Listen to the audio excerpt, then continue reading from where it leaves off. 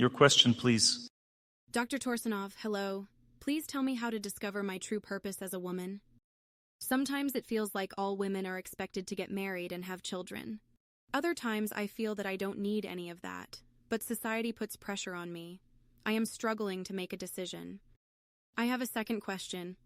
How can I begin to read the subtle energy body? Where should I start? This is very difficult. My students study for 5 to 6 years and still can't master it. But where should I at least begin? I am not sure what to tell you. Many people believe that you can learn this just like any other skill, but it is actually very difficult. Where to start when learning to play the piano? With theoretical basics. You should first understand whether it's even possible for you to learn in principle. Regarding your first question, it seems you have a certain difficulty related to your personal life in general. That means that your fate is not simple when it comes to your personal life. This leaves an imprint on your thinking. You feel that you're generally fine on your own and feel very comfortable alone. Often women like you feel very comfortable in solitude and wonder why they should stress about children and family when life is already good. This lasts while you're young. While a woman is young, she feels great happiness from within, from her body, and she feels good being by herself. As a woman grows older, she begins to feel a lack of relatives and children. With age, a woman starts to find happiness more in her relationships with her loved ones than in herself.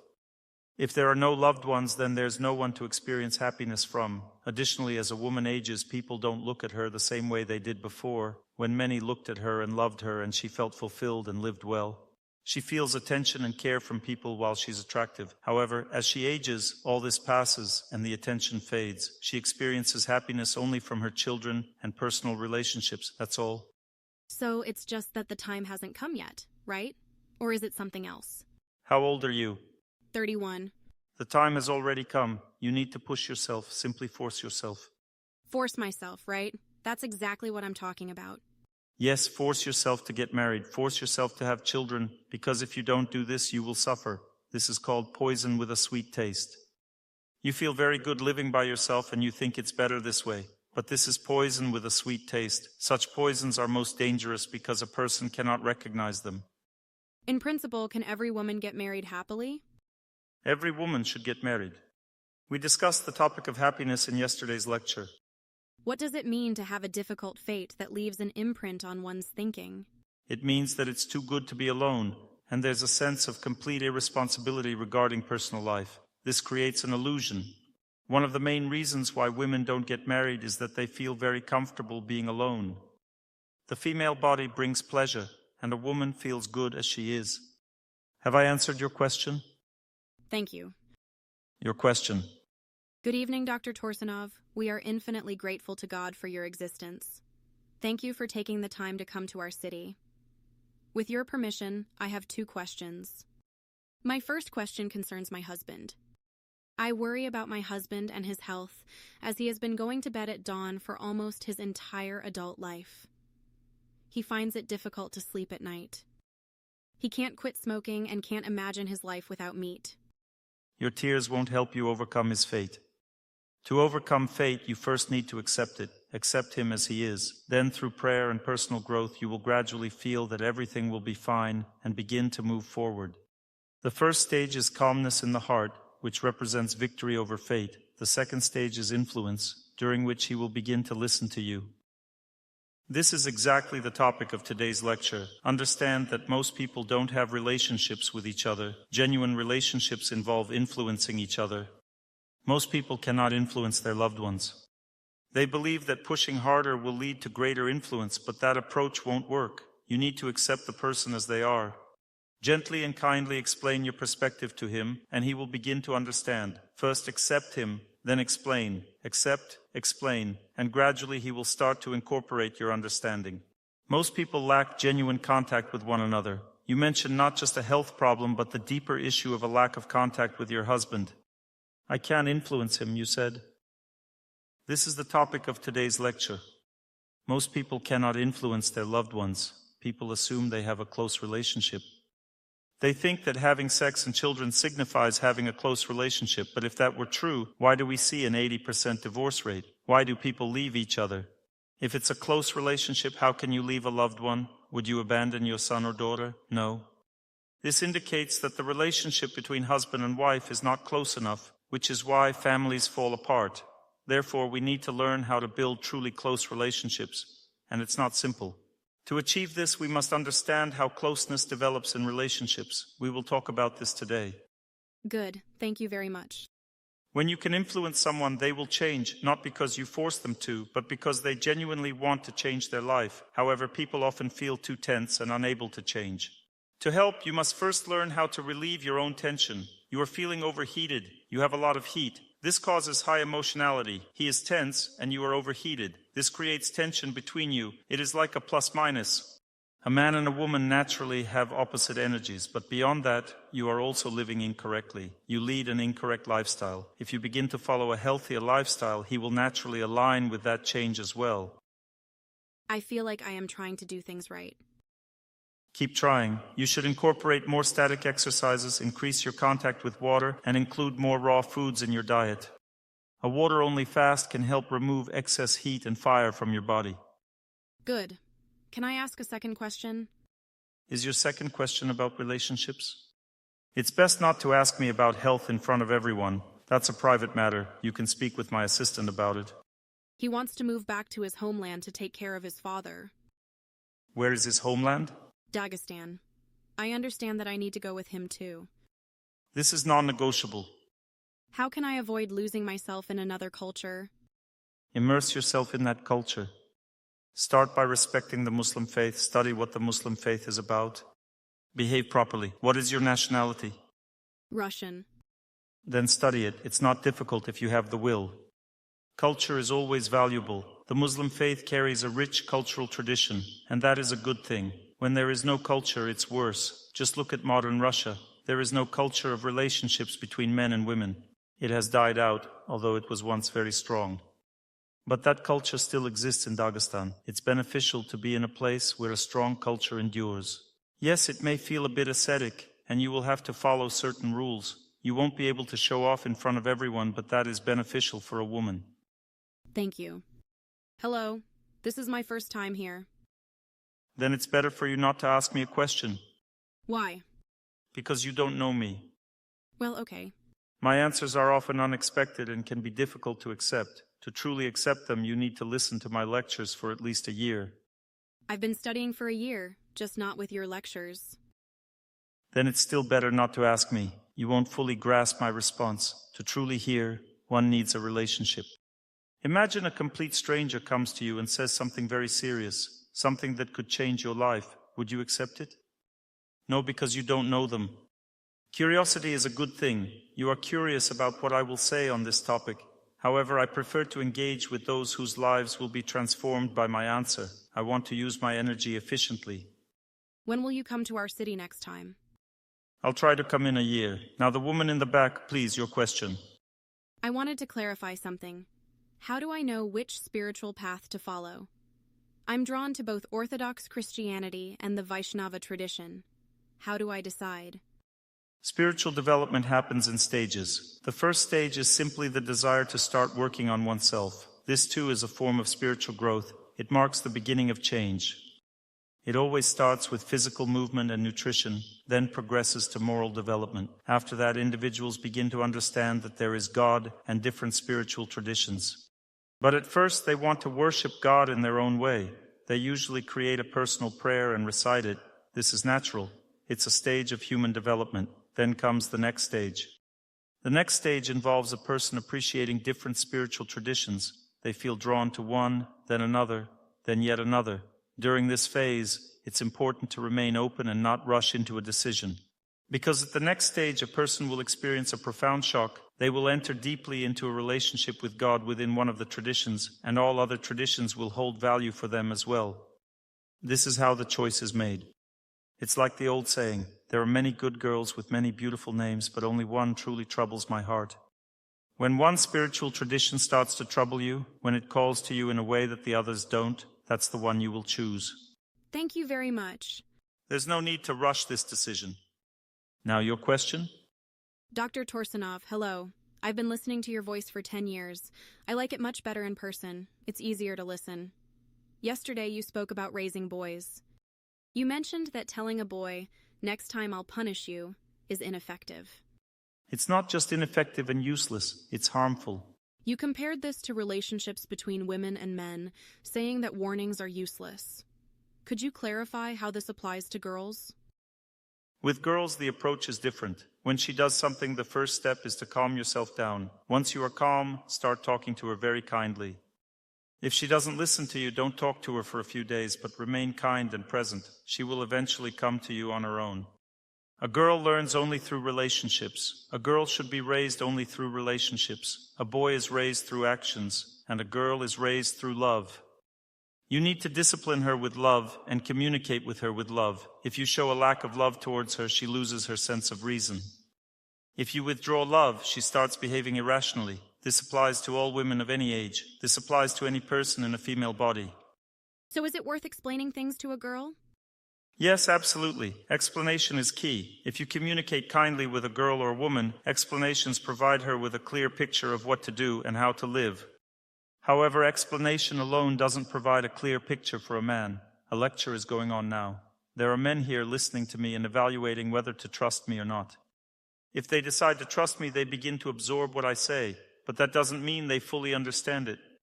They will go out and test this information in real life. Only then will they truly understand it. A man learns only through practice. Women, on the other hand, understand by deeply feeling what is being said. Women feel very strongly with their hearts. They listen to lectures with their heart if they trust the person. For example, let's test this. Young lady in the first row, how did you like the lecture? What did you learn from the lecture yesterday? Give her the second microphone. Let's check now. The young woman in the first row. We talked with her yesterday. Tell us, what did you learn from the lecture? That I need to accept my man. And overall, what were your impressions of the lecture? Good impressions. I liked it. That's the main thing. I liked it. The details don't matter. Everything she needs has been stored inside her. When the right situation arises, she will remember exactly what she needs to do. The key takeaway is, I liked it. This is the main thing. Women perceive all lectures with their hearts, while men analyze how they can apply them in life. A man listens and thinks, interesting, I need to think about this. I'll think about it. This means he will observe, test this knowledge in practice, and only then accept it once he sees it works. A girl, however, needs to have everything explained because she needs details, specifics, and explanations. When she understands and accepts these explanations, she immediately forms a complete picture and acts on it right away. Thank you. Your question. Thank you very much. Hello? Where do you work? I don't work anywhere. Right now I work as a mom. Before that, I worked as a man, if you can put it that way. My question is not simple, probably difficult, confirming that our culture is indeed in decline. I thank you for the opportunity to ask you this question, to hear your opinion. Hopefully I can formulate it correctly and concisely. In your opinion, in our time, after parents' divorce, who should the children live with? The mother or the father? With the mother, of course. Do you think there are bad mothers? There are bad mothers. And if hypothetically the mother is bad, should the children still live with the mother? If she herself doesn't want to live with the children, then it's not worth it. And if she says she wants to but doesn't actually live with them? If she's an alcoholic, a drug addict, if she's completely morally degraded, it's better not to force children to live with her. I just worry that maybe this is my pride, my arrogance, that I consider myself better than her, and believe the children would be better off with me. You consider yourself what? I consider myself better than her. Since I'm saying that the children should live with me, maybe I should insist more? Is she a good person? She's not a drunk, not an alcoholic, nothing like that? I don't know. Probably like most people in our culture. What do you mean, like most people? Most women drink a little on holidays. And her man drinks a little as well, just a little bit. But she probably considers herself a good woman. And who do the children want to live with? From what I feel, they miss their mother very much. They miss their mother? I think it's very important for them. I have a question. Why did it happen that they didn't stay with their mother right away? What's the reason? Why did it happen this way? Because she left. It's not even my problem. The children have a mother, the children have a father, and I'm just raising them because I married their father. Mom went one way, Dad went another, and the children stayed with their grandmother. Usually the mother goes somewhere and the children go with her. But somehow she didn't take them. She didn't take them. That's the whole problem. And why didn't she take them? When I asked her this question, she said it was because her husband wouldn't give them up. That can happen. Did he really not give them up? No, that's not true. I understand that a lot depends on me. I understand that I can influence my husband. I understand that I can influence the situation, insist or create circumstances for the children to be with her. Somehow logically resolve the situation so that the children understand what to do. How should they think about their mother? Why did this happen? So they could look her in the eyes, maybe for the last time. I feel that this is necessary. She says yes. She says yes to what? Is she actually fighting for her children or not? No, fighting for them. No, but she says she loves them, misses them, and will take them. I can't make a decision. Should I insist on this? She says she'll take them. Does she call on her own and say she'll take them? Or only when you reach out and ask her? When we call. Until she starts calling herself and demanding her children, you shouldn't even think in that direction. If a woman doesn't insist on taking the children herself, it's very dangerous to give her the children. They will not be truly wanted there. She simply doesn't need them. Every woman is attached to her children, but if she really wants the children, she will insist. She will demand them. Just imagine. Ladies, do you agree with me? Imagine your children were taken from you. You would be fighting with your feet, hands, and head, doing everything to get them back. And she, imagine, doesn't even call. On the phone, she says, yes, I'm better off with the children. Yes, that's how it turns out. No, that's definitely not an option. If she has no desire to take them, then you shouldn't give her the children. The thing is, we will leave soon, and she won't have the opportunity to see them at all. You should tell her that. We already did. She said, "We'll get our salary soon, then we'll come and take them." But the salary is delayed. I was thinking maybe we should offer her money and buy her a ticket so she can come and take them. No, don't. Don't do anything. Understand that if you impose the children on her even slightly, she will take them. But the children will suffer greatly from it. A woman can do something in life only if she wants to. If she doesn't want to, she never will, and no one can force her to do it. That was my question. Are there bad mothers? Yes, there are. So my feelings and logical assumptions were correct. What is her name? Valentina. Does she work a lot? Is she constantly busy with something? Does she work much? The thing is, I am the wife of her first husband. I only know the situation from what the neighbors say. I don't know what she's doing now. Maybe she does work. She says she does. I asked my husband for her phone number so I could call her directly, without intermediaries, to find out for myself. I asked my husband about the situation, asked the neighbors, and then asked her. I said, "Is this true?" She said, "No, it's all untrue." She claimed he wouldn't let her see the children. I told her, "All right, let's arrange it. We're leaving soon. Either meet with them or take them for a visit." Is he such a powerful, influential person that he can truly prevent her from taking the children? No, he is very kind and gentle. Don't give her the children. She lied to you. She left on her own. She chose not to take the children. She is a very harsh person. So, should I start the process to terminate her parental rights and become their legal mother? This is such a very difficult situation. Don't start any legal process. Just take the children and go. Wait a little. Give her a chance. And what should I do? Am I supposed just to care for them or truly raise them? Raise them. A person can have several mothers. Yes, this is not an easy situation. A person can have multiple mothers. This is normal. There's nothing wrong with that at all. Good, I understand. Thank you very much. Next question, from the woman with light hair. Hello? Thank you very much. My question is also about children. If a marriage has fallen apart, is it necessary to maintain communication, maintain a relationship with the father, even if the mother fears his threats that he can take the child away? They never formally decided on the child's place of residence. So he could just take the child? Could he kidnap the child? I initially let him take the child without issue, but then he started making threats, saying he might not return the child. Although we had set condition, he had to return the child at certain time. Is he an influential person? He has money, but he also drinks, has multiple relationships, and already has 4 children with different women. He won't take your children permanently. He's just the type to make threats. He threatens because he can. He insists that the separation should be settled through court. If the court decides, then we will comply. But I am constantly afraid. Every 6 months, he starts calling and writing. He says things like, "I'll take the child from kindergarten or school. How should I act?" So he's saying he wants to go to court to fight for custody of one child? Yes, but he never actually files a lawsuit. Well, let him see the child, but only in your presence. I am starting to feel afraid.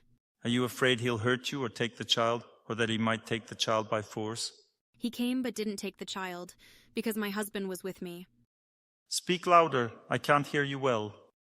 He came, said he wanted to spend time with the child, take him for a walk, on a trip. But I was terrified because the day before, he had not brought the child back on time. He didn't return him? Yes. As I understood, he didn't want to return him. We went to his house but missed each other. And because of that, I'm really afraid that he might not return him. But this happened when he was 5 years old, and he constantly drinks. I didn't want to leave the child overnight, although I wasn't against him spending time with his father. What's your question for me? Should the child have contact with his father, and how should I behave regarding this? Do you have a husband now? Yes. What are you afraid of? Can't your husband protect you from this person? Yes, he says we shouldn't communicate, but I'm still afraid that my ex-husband might come to his school and so on. The child wants to go with him, to ride on a quad bike, to hang out, to live more relaxed. I'm afraid that if he spends time with his dad, he will pick up his lifestyle and be persuaded to stay with his father. And I don't want that. I want the child to live with me. Look, my dear friends, the problem in this situation is that you weren't able to establish a relationship with this person, you weren't able to reach an agreement, and this is a deadlock. You don't want to give the child away. The father loves the child. He will start to get angry, try to win the child over, and even start legal proceedings. The only solution is to learn to negotiate with this person, to communicate with him kindly, to learn to forgive, to learn to be patient, even though you're no longer his wife. You see, God has caught up with you. He's saying, if you don't know how to build a relationship with the person, now you will be responsible for it. You are afraid of yourself. You're now creating a situation for the person in which he becomes furious, because no one can live without their children. I suggest communicating peacefully. Let him choose certain days. You yourself need to learn how to communicate with him peacefully. I've been trying to do this for 8 years. Now it should work. Thank you very much. What are you thanking me for? For the answer. You see, she quickly ended the conversation, doesn't want to talk to me. No, I just want to understand what you said to me. You are being punished by God for not getting along with this person. Now you have to learn to get along. You need to learn how to behave with him in a way that you trust him, and he trusts you. Right now you're committing violence against him, and you will undoubtedly be responsible for that. What if I trusted him, but he started manipulating me? You need to talk to him about it, communicate, and say, now I'm afraid to trust you. It didn't happen just once. Keep communicating. I can't. I'm still afraid. Keep communicating. Try to uncover the situation. If you communicate and he doesn't understand, then tell him, please don't act like this because I'm getting scared. If he continues to behave this way, then set a condition. If this behavior continues, then you won't see your child. If he doesn't want to follow the conditions, if he still stands his ground and behaves incorrectly, then you forbid him from seeing the child. But right now, this is not an authorized ban because you're not communicating with this person. You're not clarifying the situation with him. If you want, let your husband communicate with him instead of you.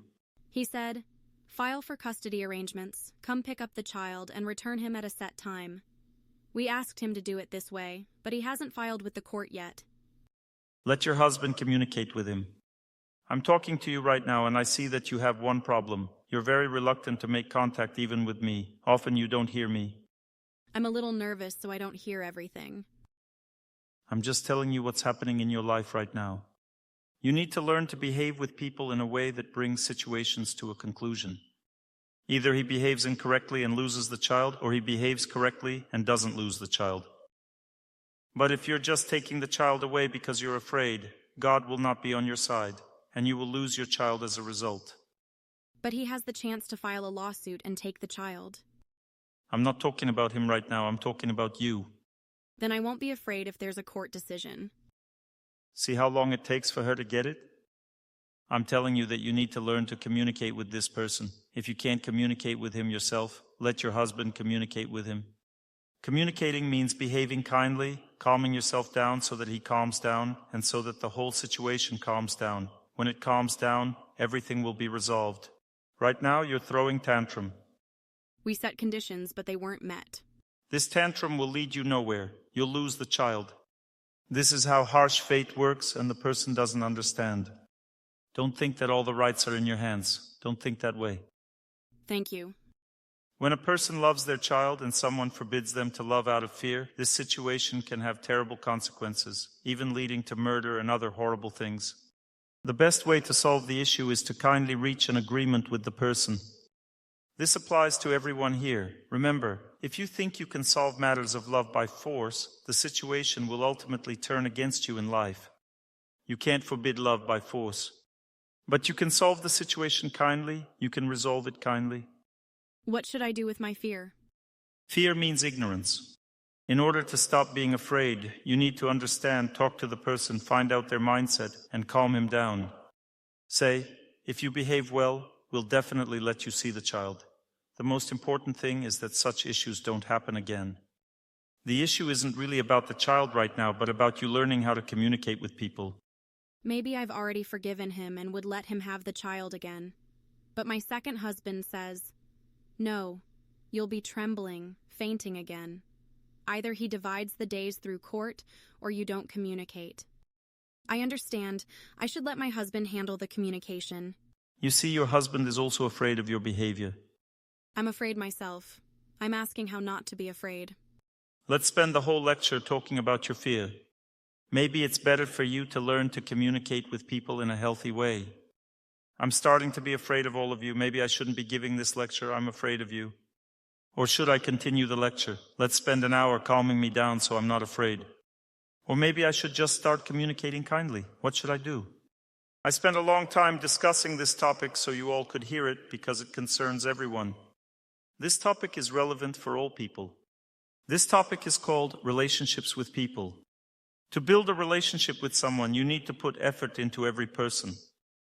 Right now, the same situation is happening with your second husband. You don't have contact and mutual understanding. He's already setting rigid conditions. This means the situation is unfolding exactly the same way, even though this person is much wiser, better, and so on. But the wrong way of building relationships with people in general leads to further alienation. He starts to fear you. He starts setting strict conditions because your inability to understand other people has already led to conflict with your second husband. And this will only escalate if you don't learn to communicate. Communicating means trusting people, learning to trust people no matter how difficult they may be. It doesn't matter, because you can reach an agreement with any person.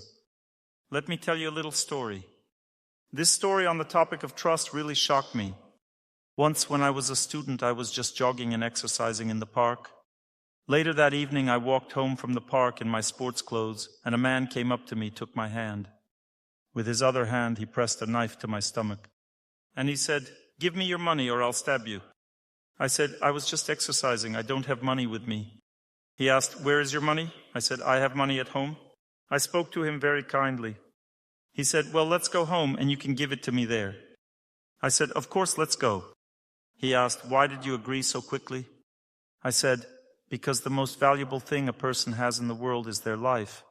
And if it's a choice between life or money, I'm ready to give you everything I have to save my life." He said, "Why are you so scared?" I said, "I'm not scared at all." He said, "Do you think I could really stab you?" I said, "Of course, why not? There are all kinds of people," and we kept talking as we walked. When we reached my house, he said, "Actually, I didn't want to take your money. I just wanted to walk you home so no one else would bother you. You're a really good person. Thank you for the conversation."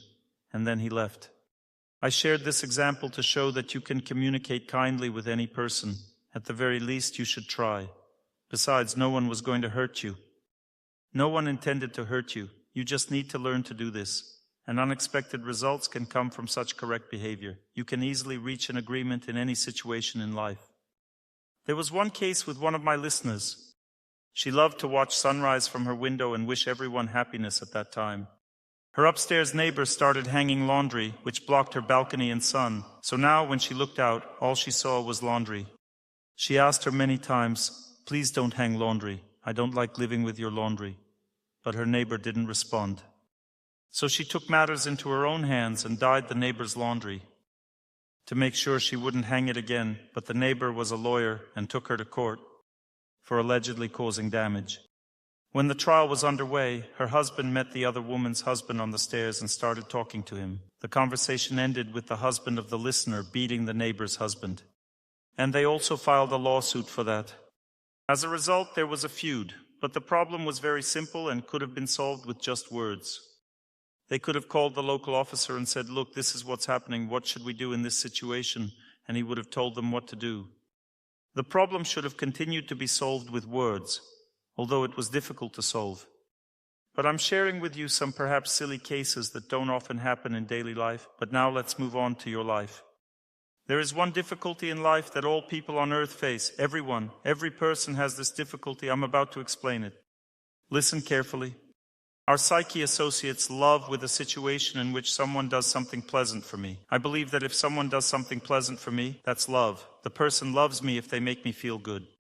If they don't make me feel good, they don't love me. This is generally correct. But there's one problem here. It's that if you're constantly thinking about whether someone is making you feel good, then you're not loving the person at that moment. Because love means forgetting about yourself and making the other person feel good. And this creates a very big dilemma and problem, because usually everyone is thinking this way. Is this person making me feel good or not? That's how our thoughts normally flow. The most amazing thing is that the more our psyche is focused on whether someone is making us feel good, the more chances there are for conflict, argument, misunderstanding in relationships, and the higher the chances of family destruction. If I'm strongly focused on having someone make me feel good in the relationship, then the chances of keeping the family together are already gone. The desire for someone to make me feel good in the relationship is something that resides inside every person from birth. A small child constantly demands it. They want someone to make them feel good. If it's unpleasant for them, they squeal and cry. They express violence through sound because it's all they can do. They influence through their sound. We do the same in families. If my loved one doesn't make me feel good, I first ask them. Then I apply violence in the form of sound. Then some more violence, like breaking plates and so on. It's a process of coercion. It's amazing to know that the energy of love has such a free nature and is independent of violence. Even if I hint at wanting to be pleased, the love in the person's heart for me starts to block. Love is such a spontaneous energy that melts in the face of negative memory. Inside us, we have memory. When people fall in love with each other, what kind of memory do they have of each other? They have a very pure and bright memory of each other. This is also dangerous because you can mistake a person for God. It's very important to understand that in life, expectations are the main problem that destroys life. I came here and expected that there would be good music, good sound. Because for the 20 years before, there was always good music and good sound. Unfortunately, that didn't happen here. Because of these expectations, I lost my balance. This always happens. When a person expects something in life, they will undoubtedly lose their balance. So the best way to live is to expect nothing, but instead do something good for people around you so that they feel desire to do everything right. In a relationship with a close person, you need to understand that my expectations toward them are always the cause of the destruction of the family and the relationship. Expectation comes from the fact that we lack happiness. We're lacking happiness. We feel deprived. So again, the second problem, the second topic that needs to be studied seriously is that we must learn to be self-sufficient in life. This self-sufficiency should be learned from friends, from nature, from God, from the temple, from prayer. If a person is not self-sufficient, they will still expect happiness from a loved one. It is through this expectation that the destruction of love begins, because expectation leads to demands, and demands lead to conflict. For example, you're in conflict with your close person. It's very important to know that these conflicts are almost inevitable in every family. If you take happiness from friendship, happiness from work, happiness from other types of relationships we have in life, this happiness is almost incomparable to the happiness of close relationships. This happiness, first of all, is felt when a person just meets or gets to know someone. This is the feeling of extraordinary love that a person experiences in a relationship with a loved one. This feeling then creates very strong hopes inside, but in reality it wasn't love, it was infatuation. The first thing you need to know is that conflicts are inevitable in any family, even in the best ones, because the expectation and the pain caused by this situation, which arises from the expectation, are practically insurmountable for anyone. Everyone will experience irritation from not getting what they've been waiting for so eagerly in life, because the love we wait for is the greatest thing we expect in life. It's the greatest thing we expect. We wait for this love. A person spends their whole life searching for this love, and when they start their life with a loved one, they want that dream to come true. And if it doesn't come true, a volcano erupts inside. The volcano erupts and the person cannot contain themselves. They begin to blame their loved one. The other person in turn also expected something and is now being blamed. Especially since men and women in general have a hard time understanding each other, because they are very different. They have different desires, different views on life, different perceptions of the world, and so on. All this leads to conflicts, and the love between them fades because love has a spontaneous, pure nature. It spontaneously flows between people, and when conflict starts, the spontaneous movement of love stops. Love no longer flows between people in the relationship. Love can't live when conflicts arise. But if we understand that conflicts are inevitable because the cause of them is our strong expectation that we can't avoid it, we wait for love, we want happiness in our personal life, then there are rules. The first rule is this: apologize right after you argue, even if you're completely right. Even if you're 100% sure you're right, apologize when you argue, because when you apologize, you're apologizing to love. You apologize to the energy of love that lives between you because you've disrupted its flow by entering into conflict. Don't be afraid to apologize, even if your loved one doesn't apologize. You still apologize yourself because it eases the relationship and makes it simpler. If for many years your loved one doesn't ask for forgiveness and you keep asking for it, know that the time will come when they will start asking for forgiveness too, definitely. Because when a person doesn't ask for forgiveness, they're simply afraid. There's fear in their heart about your possible reaction. Maybe they saw this kind of reaction from their parents, where when someone asks for forgiveness, it's a dangerous situation and you feel humiliated. Because at that moment, one might put pressure on you or say something painful. Because when someone asks for forgiveness, they're open at that moment. They are unprotected and they can be hurt. That's why people often fear asking for forgiveness. At least one person should ask for forgiveness in order to preserve love and the relationship. This is very important. That's the first rule. The second rule is that a person should deeply understand, first of all, what love really is. Because even though I talk about it a lot, it still turns out that you don't fully understand, because it's a very complex thing, what love is and what destroys love. I'll repeat again, when you expect love and think about it, you're destroying love. For example, you prepare food for your husband, he eats and doesn't say thank you. He's not grateful at all, he eats and walks away. The mistake started right from the beginning. This mistake is called expectation. That's why in ancient culture, in this situation, very serious advice was given to women. Cook food for God, not for your husband, but for God. Cook for God. Pray to Him to bless the food for your husband. Cook it for God, and then you will give your husband blessed food. And even if your husband eats blessed food and doesn't say thank you, it's still great that he ate it, because when a person eats blessed food, they are cleansed and become better. And later, when he eats blessed food every day, after some time he will always say, thank you, because he will be cleansed, he will become more receptive, and he will begin to perceive the world more deeply. You can also wash your husband's clothes for God. This clothing becomes a protective charm for him, shielding him from all dangers. When we stop focusing on the idea that our loved one must thank me, must give me some reciprocity for what I do, life becomes much easier. Because the problem lies in the fact that we have selfishness in our hearts. What is selfishness? Selfishness is a force that prevents the free flow of love. Let me explain how selfishness works. The energy of love enters us, and we hold it inside. We don't give it back in close relationships. This is less common in friendship. It's even less in the case of a stranger in front of us. They say thank you very much, and we immediately respond with thank you too. There's an instant reciprocity. But when a close person is next to me, we somehow develop a firm feeling that they should automatically do something nice for me. We don't have the feeling that I should immediately and joyfully thank them for every good thing they do, but that's exactly how it should be, to do that every time. If my husband swept the floor a little, thank you so much. If my wife made something or cooked, thank you, as if it's the first time. That's how it should be every time. Once my wife ironed my clothes before the lecture, and I joked. She asked, "How is it? Did I iron it well?" I said, "You didn't iron it. I'm just naturally clean and ironed." She started laughing. What does this mean? People listen to lectures and then the husband tells his wife, "You know, it's just my fate to always have good food. My mom cooked well for me, and now you cook well." Has any husband ever said that to his wife? Was that ever the case? It's a classic, and the person thinks, "Wow, how audacious." Why? Because we were expecting something.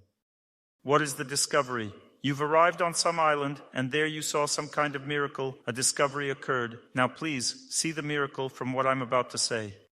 This should be a revelation for you. The discovery is that we are all egoists. Here's the realization. We were waiting for our loved one not to be an egoist, and they are, but I am also an egoist. We are egoists, and that's why whenever we do something good for an egoist, it never resonates in the same degree. If we give something to God, if we pray to God, God always resonates in the same degree. What we give to Him, we receive back. But with a person, if we give something, we won't get back the same amount. It's very important to know this. So if we do something for a person, we shouldn't expect them to give us the same in return. But how to live then? I want reciprocity.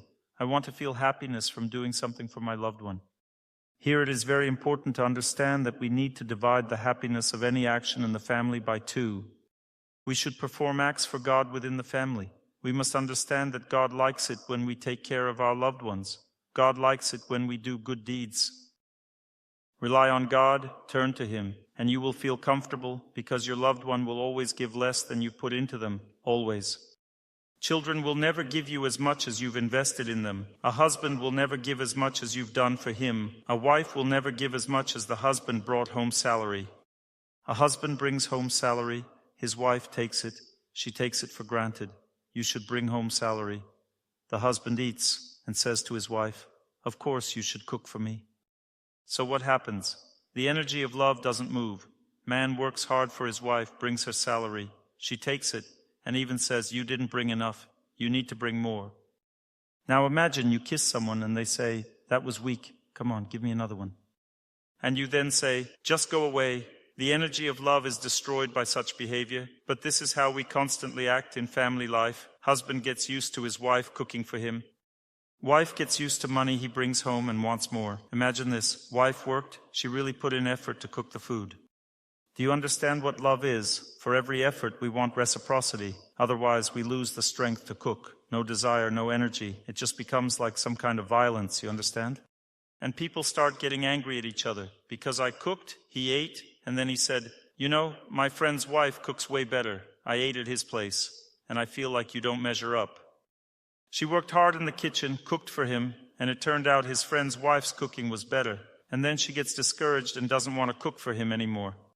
Similarly, a husband brings money to his wife. She looks at it and says, "You're bringing in too little. My friend's family is living really well, and we can barely get by with the kids. Maybe you should get a second job, bring in more money." He worked hard all month to bring money to his wife. He brought it, and what did he get? Nothing. He got scolded. I'm just telling you how we are. It's not about who's better here, husband or wife. Neither. We're the same. And what is our sameness? It's in the fact that we're like this by nature. We get used to everything good. You see, I got used to good sound. Then unexpectedly, no sound. It doesn't mean they didn't do anything. They gathered people, they prepared, found the venue, did a lot of things. They opened the Good People Club, tried hard to make everything good. They were waiting for me to come, I came. Where's the sound? Classic. This is our nature. Something's just not quite right. A husband ate and his wife asked, "How's food?" The husband replied, "You didn't salt it enough." She worked hard, did so much, even made a completely new dish that he had never had before. At least he could have acknowledged that it was new. She found the recipe, worked it out specifically for him to eat. His only reaction, "It's not salty enough." And that's it. She doesn't want to cook anything anymore. She doesn't want to do anything for such a person, because there's no proper appreciation for what I've done. You'll say, "My loved one always properly appreciates what I've done." Who among you here has such a situation? He always praises me, thanks me. Then why did you come to my lecture? Everything is fine for you. This is called manners. There are people who are well raised up by nature. They were properly raised as children. They were constantly told as children, be grateful, please do it like this. Appreciate, always do this, never forget. And the person behaves this way, it's a habit for them. And it's so pleasant. The energy of love always moves well in such relationships. And people are happy with each other. They're happy in their relationships. It's a very simple rule. Just thank. But still, you won't get as much from the person as you want. It's impossible. Because egoism still doesn't allow that to happen. Therefore, rule number 1, don't expect love from a loved one. Don't expect. You'll say, then how should I live, Dr. Torsunov? Let me explain. There are 2 types of the movement of love. Let's study this. What is the movement of love? This is secret knowledge. There are 2 types of the movement of love. One type is when I wait for love and it comes to me. This type of love movement is only possible with God. When I wait and it comes to me. It's only possible with God and with holy people. Because they are absolutely selfless. If you're waiting for something, from their heart arises the impulse to do something for you, because they feel you're waiting, and they will certainly do it for you. A person who is selfless is a holy person. But when we're expecting from an ordinary person, what does that expectation face? Their own expectation. They're also expecting from me, just like I am expecting from them. There's no difference. Expectation meets expectation, and it results in 0. The second type of love is more complex, requiring knowledge, skills, and to some extent, asceticism. The second type of love, I expect nothing from anyone. I accept the situation as it is. I get used to it. There will be no sound. Thank God there's a microphone. Thank you so much that there is at least some sound from the microphone. There's some sound, and I thank God. I accept it all. And I begin to serve. To say kind words, do good deeds toward a loved one. It means to serve. And I try to pray more to God during this time, to be filled more by friends, to be full, to be not in need of happiness, because this need hinders serving. A person says, why should I do something for them? They don't do anything for me. Let them care for me first, and then I will. I don't believe that if I care for them, something will come out of it. I don't believe it.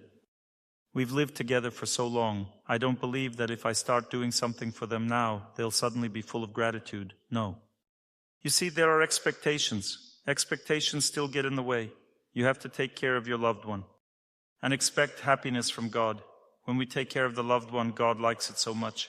Dr. Torsunov would give a lecture even if the microphone was off. He would be shouting without the microphone. Just to give the lecture. God likes this so much. And He will be so happy with your behavior. You will receive a full reward for what you do, for living this way, acting this way, for doing just this.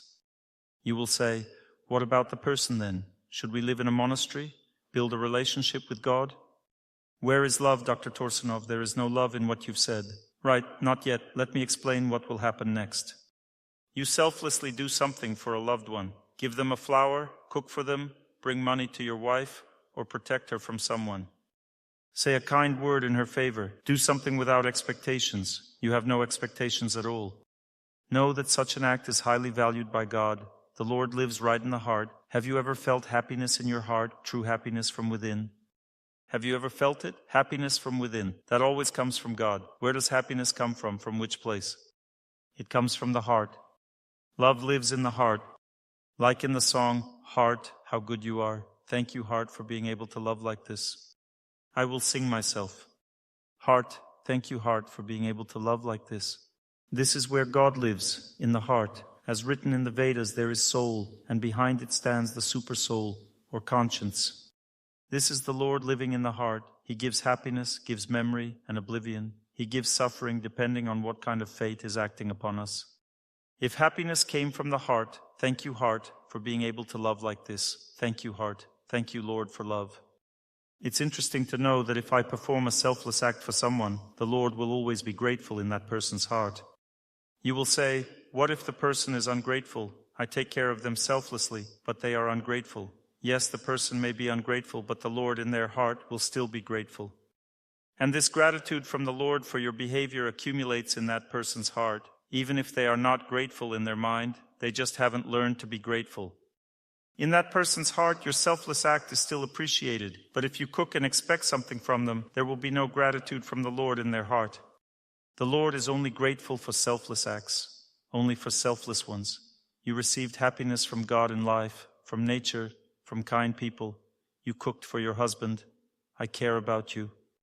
And expect nothing in return. Just like that, this kind of action gradually gives rise to another kind of love, one that will never end, and it will flow in your heart constantly.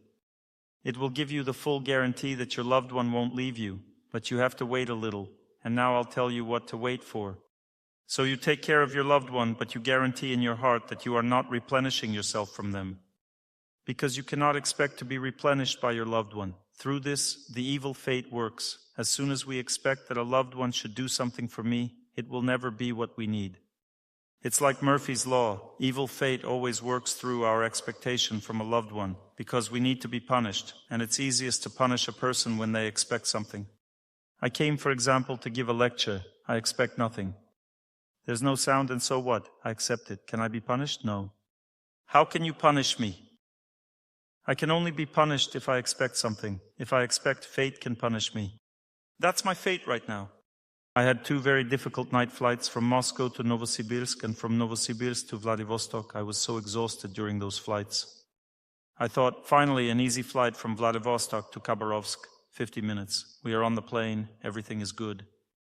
The plane is approaching the airport, then turns back toward Vladivostok because of the fog. I arrive in Vladivostok and then we try again. I thought the flight would take an hour, but it ended up taking 4. We even circled around a bit. That's fate. It says, you want to rest? Let's help you rest. I rested. That's how fate works. You can't do anything about it. Fate can throw obstacles your way. It could be some kind of law. The most important thing is to accept it. During this flight, I just had to accept it all. Once I did, it became easier to live. You have to accept everything in life or it just gets worse. When it comes to relationships, they're like an iceberg. You invest in someone, but it feels like it all just falls into a black hole. If you expect nothing in return and just continue to give, feeling happiness from friends, nature, God, and prayer, in other words, you become self-sufficient, then gratitude from God starts to accumulate in that person's heart. The first sign that happiness is coming is when you say something kindly instructive to your loved one and they listen. For example, you say, sometimes a thank you wouldn't hurt. You say it jokingly, you don't expect anything. When you don't expect anything, you can joke. That's what education is. The best way to educate a loved one is by joking. And the best way to joke is when you expect nothing in return. You can joke about the things you used to expect. And if you subtly say something to your loved one with the intention of teaching them and they hear you and start doing things differently, it means the gratitude in their heart has reached an important level. When you do something selflessly for them, the gratitude in their heart opens their ears. They can't help but listen because they're grateful. If you've listened to my lectures before and are grateful to me, even though I've been yelling and scolding here, even if I acted badly, you still continue to listen to me because you're grateful. Gratitude makes anyone listen, even your husband. Gratitude makes anyone listen. This is the first sign of love. He listens to you because you've done a lot of good for him. He's grateful in his heart. He doesn't show that he's grateful at all. He just heard your words. Keep in mind that no matter how much you think you love each other, until this moment there's no real gratitude. How can you check this? Have you noticed that when you say something to your loved one, it's like it's going into a black hole? He doesn't hear you at all. Other people hear everything. You say something to your loved one and they don't hear you. They do everything their way. Does this surprise you? He doesn't hear you because he expects from you just like you expect from him. When someone expects something, they don't hear. When someone expects something, they can't hear. When people ask me a question and expect a specific answer, they will never hear my answer.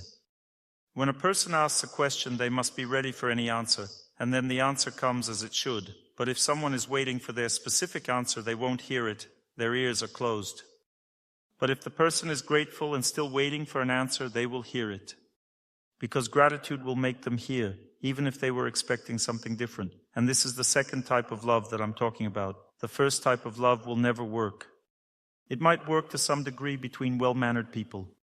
Well-mannered people who always respond to expressions of love and try to take care of each other. That's an extremely rare case, especially in our culture, it's very rare. And even if people are very well-mannered, they still won't be able to respond with full reciprocity, because it's impossible. We are very selfish by nature. We don't even notice how love is being given to us. It's just because of our egoism that we don't notice it. That's how the human psyche works. But if people are very well-mannered, even their expectations will be fulfilled. When your loved one expects something from you, out of gratitude you will keep giving, not even just out of gratitude, but because of your manners. Even in this case, the first type of love works in families where people are very well-mannered from childhood. But this is not our case. What do we focus on from childhood? Subtract and multiply. We've forgotten the most important thing. Moral education is no longer taught in schools. We don't understand any rules of behavior. No one ever taught us that. We were taught physics, chemistry, English, biology, management, computers, and so on. We were taught how to deal with this material world, but no one ever taught us how to deal with people. Of course, we were taught business relations, but there are also non-business relations. There are close relationships, there's love. No one taught us how to raise a child. And it's in childhood that a very deep understanding of the world is formed, and it's very hard to change that later. And now we need to change it, to reprogram it. The understanding we have is just spontaneous, and that's where the system fails. Spontaneously we expect love from our loved ones, and spontaneously they give us nothing because they expect the same thing from us. When two people expect love, what happens to love? Love turns into nothing. Expecting love from both sides just cancels it out. It becomes zero. When I selflessly care for someone, it feels like a step into the abyss. You'll come home now and say, I'm going to start to take care of my husband selflessly. He'll come in and say, where's dinner? He's demanding love from you. Demanding love is already a betrayal of love. You can take care if your husband doesn't demand anything. He sits down as if he's not expecting to be fed, and he doesn't expect anything at all. And then you serve him food. He says, I didn't expect you could cook like this. And say it every day. You'll really like it and you'll be happy. I do this with my wife. Every day she's happy. She doesn't like cooking at all. She hates it. When she walks into the kitchen, she starts sweating right away. She really doesn't want to cook, but because I always faint when I see what she's made, she does it for that reason. She also started doing this with me. She looks at me and says, thank you for being with me, for being here. I say, for eating what you made? Men perceive love like this. Since childhood, every child breastfeeds. Some women ask, why breastfeed? To make the child love you. Because when you breastfeed them, they take in your love with milk, and you take in their love. That's how love begins. When a woman breastfeeds her child, she starts to love them because of it. It's a very deep ritual. But if she doesn't breastfeed, it's harder to love them. Of course, she loves them, but this simple exchange method doesn't work in this case. You have to consciously engage to love the child, but with breastfeeding, it happens naturally. So we move forward. The first step is a leap into the abyss. I take care of my loved one, expecting nothing in return. After a while, they start reacting to my words. They hear me. A little more time passes and some situation arises. It always happens in a family. A conflict situation. As usual, I go to my room, lock the door, and don't talk to my loved one. Before, it didn't matter to them. If you're not talking, then fine, no problem. This time, they are waiting for communication. They knock and say, listen, I think I did something wrong. Please forgive me. Let's continue talking. I feel like I really miss you in my life. This is a very important moment in your life. If your loved one has never done this before, but now, when you isolated yourself from the relationship or went somewhere, they start missing you, calling you. This means that gratitude in their heart triggered the feeling of attachment and desire to be with you. This is not a feeling of infatuation. This is a different feeling. It's a very deep and pure feeling. When you truly believe that you are very lucky to have this person, you are very grateful to fate for having this person in your life. And now that they're gone, there's no one to take care of you like that, no one to love you. You miss them. You long for this person. This is called reciprocity. The wave goes the other way. Before, the person was just living their life. They still felt gratitude in their heart, but didn't pay attention to it. And then, at the moment of separation, it hit them. Or maybe it was triggered by your behavior when you decided to punish them. This is also possible. For example, when you take care of your loved one selflessly, what's the first stage of their response? Who has tried taking care of their loved one selflessly? They start getting arrogant. They say, oh, you're listening to lectures. Good job. Keep going. The person becomes arrogant. The first stage is arrogance. What's the second stage? You endure. Keep taking care. What's the second stage? The second stage is gratitude. Remember this. You took care of them. They didn't appreciate it. Then suddenly they start appreciating it. And gratitude first shows up when they start listening to you. This is what I was telling you. They starts listening to what you're saying. Before they never listened. No matter what you said, they didn't care. But now they start paying attention, they start listening. What's the third stage? Their heart breaks open and they are afraid of losing you. At the third stage, infidelity and divorce cannot happen. It's already been overcome. Because they understand that they won't find someone like you in their life again. But to get to the third stage, you'll probably need to live like this for about 5 years, just like I said. You might say, what if my loved one isn't working on themselves, not listening to lectures, not developing? What should I do with them? The answer is the same. Just care for them selflessly. Accept their views, accept their character, and gradually at first there will be gratitude, and then the heart will open up. This can be compared to an iceberg that melts unnoticed. Nothing changes in the person. You might say, Dr. Torsunov, I live this way, I take care to them, but there are no changes in them. They are still the same, like a stone. They have a stone heart. We all have stone hearts. The iceberg melts from the bottom, and then it suddenly flips. This sudden event happens as a result of some push. I'll say it again. This might be connected with the fact that you can't live with this stone person anymore. You took care of them for a long time, and then you just went to live with your mom separately and said to them, listen, I gave you everything I had. But now I'm going to give to my mom because I won't get anything from you. And at that moment, they start to realize that they lost something precious. They start calling, texting, knocking. This means that their heart has broken through. And even if you go back to them and they stop being grateful, in the future their heart will still be much better than it was before. In this way, you stimulate the person to work on themselves. They will start thinking about how to act the way you do with them so that they don't lose you. It's important to understand here that a person who takes care of another person selflessly will never be humiliated by their behavior. You care for your loved one and don't lose yourself. This creates a great deal of admiration. Usually when someone takes care and there's no gratitude, what happens next? You have to continue taking care. But you don't want to. And if you don't, the person might say, goodbye. Then you keep doing something for them, even though you don't want to. What is this feeling called? Humiliation.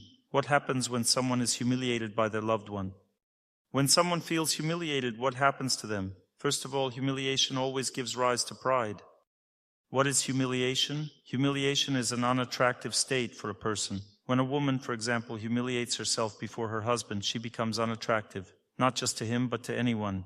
A humiliated person is never beautiful. This means a humiliated person is needed by no one. They are helpless, defenseless, and unwanted. What is pride? When a person starts to take pride in themselves, what happens to them? They become more attractive, but this beauty has cold nature. This person is attractive, but this attractiveness doesn't allow them to build deep relationships, have friends, or develop deep feelings for others. They have a cold, stone heart. Like in the cartoon, The Snow Queen. The Snow Queen is proud, and she had a cold heart. Kai fell in love with her, but got nothing in return. His heart also became cold. The Snow Queen represents a proud queen. This example illustrates how love is destroyed. Today we're talking about how families break down. The first stage is coldness toward your loved one. First it's the ordinary life, and then coldness toward your loved one. Then comes dislike for the person. Then you start feeling like strangers to each other. Eventually it leads to divorce. You might say, we've always been strangers. During this cold period, a person forgets everything good that was once between them, because this coldness takes away all the good memories. One says, yeah, something good was there, but that was a mistake. A mistake. And this happens by the laws of nature. If you live incorrectly with someone, you'll go through all these stages. At the first stage, love fades. At the second stage, people live ordinarily, without any feelings. You're just used to each other. The third stage is coldness. The fourth stage is disgust, dislike for the person. I can't sleep with him anymore. He's just an unpleasant person. Then comes divorce. Then again the same thing happens, infatuation. Then feelings gradually fade. You get used to the person, coldness sets in. Coldness means you don't react to them and they don't react to you. You just live together. Then comes disgust and divorce follows. You might ask, why does this happen? What are these stages? Why do they arise? They arise because people keep expecting. It's the expectation that leads to these consequences. And if a person doesn't get involved in the relationship, doesn't want to give or sacrifice in the relationship, it leads to a sad situation. You need to get involved, you need to give, you need to learn to trust the person, you need to try to set an example with your behavior, even if in return you get a different reaction than what you expected. But the result of your behavior is still clear. God in your heart says, good job, you're on the right path. Keep going, this is the right path. It's the path to victory in all situations in life. Let's say there's a boss. You respect them, but they think it's just expected. The most important thing is to understand that you expect nothing from them. You're doing it for God. Because an employee must obey their superiors. If you do this for God, you won't be humiliated by this behavior. You'll be just as joyful and happy, even though he might be pushing you around, and you will remain calm and good-natured. What will be the result from his side? Respect. The result will always be respect and nothing else. But if you humiliate yourself, they'll kick you out or you'll run away. This person will begin to exploit you. Because when a person is humiliated, what should be done to them? When someone is humiliated, then I start to push on them. They should feel lucky to be with me. I could find someone 1,000 times better. A woman once came up to me and said that her husband was a holy person and she was a sinner. I said, that's great. But how does he show his holiness? How do you see it? She said, well, now he doesn't show it at all. Because he found another woman just like him, a holy and elevated person. Now they live together, and he told me that unfortunately he couldn't live with me because I was a very sinful being and not worthy of such an elevated person like him. I said, you're wrong. Holy people don't leave anyone and they never boast. Only proud people abandon others. She said, Dr. Torsunov, why do I think he's holy? Why do I feel this way in my heart? I said, because he probably works on himself, engages in spiritual practices. Yes, he works on himself. He's constantly practicing, she said. I said, that's why you consider him holy. She replied, yes, I think he's that way. He always does everything right. He's engaged in spiritual practice. And you perhaps constantly serve him, care for him. He probably told you many times that a woman must listen to her husband. That's her duty. Yes, I serve him. I care for him. I listen to everything he says and do it just as he says. I asked, did you feel worthy in this relationship? She replied, I feel like I was humiliated in this relationship. I said, that's the whole reason. You were humiliated. A humiliated person will never bring happiness to anyone. You humiliated yourself before him and he became proud. As a result, his pride led him to find another woman and leave you. She asked, what should I do now? I explained to her, the first thing you need to do is understand that if you keep thinking about him, wondering how you'll live without him and how he'll live without you, you'll just burn out and die. To save yourself in this situation, you need to start thinking about God, nature, and kind people. If you don't believe in God, at least love nature, love kind people. You need to shift focus from this love that gives you nothing to love that will give you mutuality. And when you receive mutuality from love, you'll become self-sufficient, happy, and beautiful. And since you have a child with this person, he will always be connected to you throughout life. He'll visit the child, communicate with you in some way. If he sees you are beautiful and self-sufficient, what will happen next? The connection between you remains. You're beautiful without him. He might ask you, I really want you to find someone you'll be happy with. And you'll say, it's so great that you want that. I think your dreams are coming true. Then he might ask, is there someone already? You'll confirm, yes. Such a good person, kind, and loves our boy a lot. You're a holy person. Please give us your blessings. And then, unexpectedly, he'll pause and say, I have things to do, excuse me, I'll go now. And you smile at him and say, well, good luck, be happy, how's everything going for you? He'll say, everything's fine, and walk away. And that's where his happy life ends. Because the strongest one wins in this world. One girl asked me how to find someone in life. I said, you don't need to look for him. You need to become so beautiful, strong, and happy that men will suffer greatly from it. And the one who suffers the most, you knock him off his feet. And then he'll want to marry you, and you won't need to do anything else. Love between people has a competitive nature, and therefore a woman must be self-sufficient in her relationship with her husband. You need to be self-sufficient, not dependent, not humiliated, not unhappy, not waiting for him to love you, but simply be happy. A man must also be self-sufficient in a relationship with his wife. He must be strong. He must get his happiness from working on himself, from his relationships with people, with the world, from victories, from his achievements at work, and so on. He should always come to his wife in a very joyful mood. Do you like it when your husband acts like this? Women like optimism. A man should be optimistic. If you had an argument and your husband approaches you first, that means he's a self-sufficient person. What can he do? He can calmly ask for forgiveness without any problems, and self-sufficient people are usually very much loved. when a person can really ask for forgiveness without any issues. To be self-sufficient when asking for forgiveness, you need to expect nothing from your woman because she won't forgive you anyway. A woman can't forgive the first time. Her psyche is very rigid, she's entered a certain state, and it's impossible to change or switch it. That's why I always apologize to my wife first. I ask for forgiveness. She listens and says, I'll forgive you tomorrow, but I can't do it today, even though I don't feel guilty at all. She even asks me, you say in your lectures that you don't feel guilty. Is that true? I say, that's not true. Of course I feel guilty. But honestly, I don't feel guilty. I just ask for forgiveness because I believe relationships are more important than the truth. There are 3 types of people. The first type is indifferent. The second type thinks the truth is above relationships. Their families always fall apart. And the third type values relationships above the truth. And because of that, a person who thinks this way always asks for forgiveness, whether the truth is there or not. If they ask for forgiveness, the truth will still prevail, and loved one will eventually understand who was right in this situation. That's for sure. When I go to ask for forgiveness the second time, she smiles, looks at me and says, I can't forgive you right now. And that's true. This is how a woman's heart works. If I apologize third time, she'll smile and forgive me. If I haven't done anything too bad. But if I have, it'll take a 4th or 5th time. What's the difference? If you've gone to the store many times and the store is far, it doesn't seem so far anymore because you've gotten used to going there. It's the same for a person who asks for forgiveness. They're used to asking for forgiveness many times. And that's normal. They know the result will always be the same. Asking once more changes nothing. What happens inside of you when you hear this? Don't be afraid. No one is going to bite you. Learn to take care of your loved ones. Learn to sacrifice for your loved ones. It's better than losing them. People ask me, Dr. Torsunov, please tell me, where does love arise in the second scenario? At what point? I'll explain. When a person feels gratitude toward you, that is love, and you will feel this gratitude.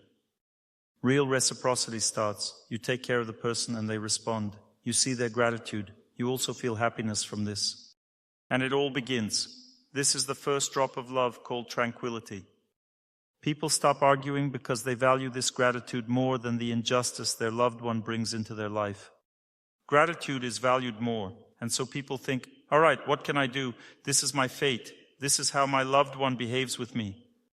But I'm grateful for how they try to take care of me. They try to care. I'm grateful to them. Despite all their quirks, I'm grateful.